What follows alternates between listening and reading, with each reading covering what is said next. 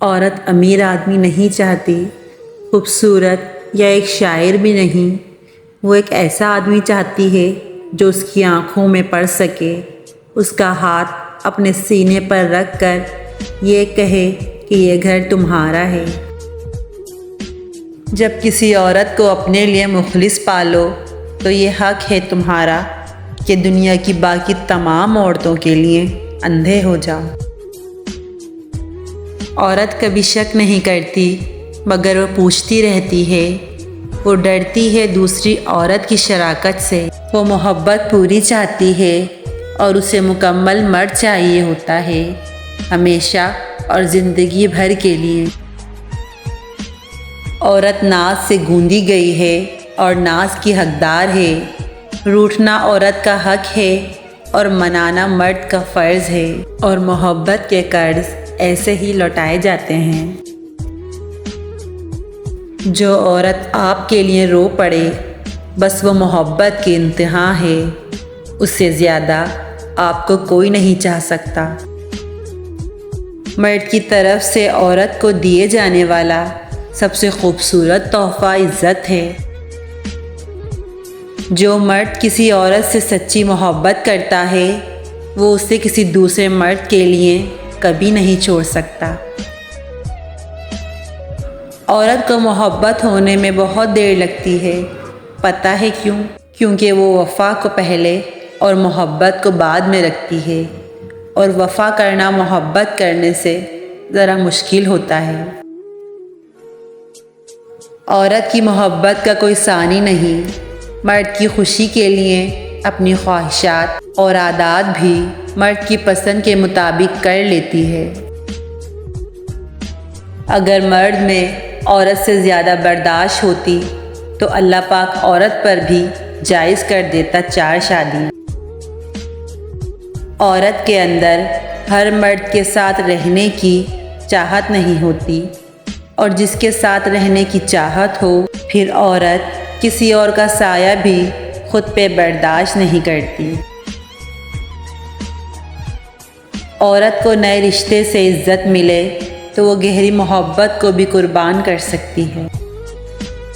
عورت وہ مخلوق ہے جس کا شوہر بری طرح اس کا دل توڑ بھی دے مگر ایک دفعہ ہنس کر مسکرا کر دیکھ بھی لے تو فوراً نارمل ہو جاتی ہے اور مان جاتی ہے۔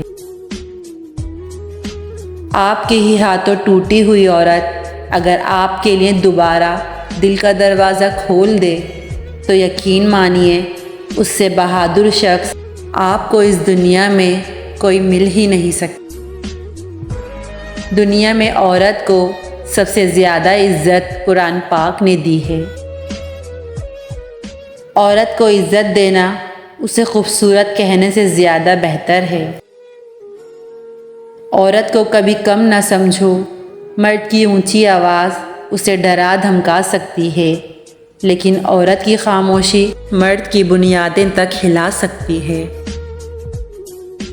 ایک عورت کے صبر اور حوصلے کا تب پتہ چلتا ہے جب وہ اپنی اولاد کے خاطر ایسے خاوند کے ساتھ زندگی گزارتی ہے جو نہ اس کی عزت کرتا ہے اور نہ اس کی ضروریات کا خیال رکھتا ہے۔ ایسی عورت سچ میں عظیم ہوتی ہے۔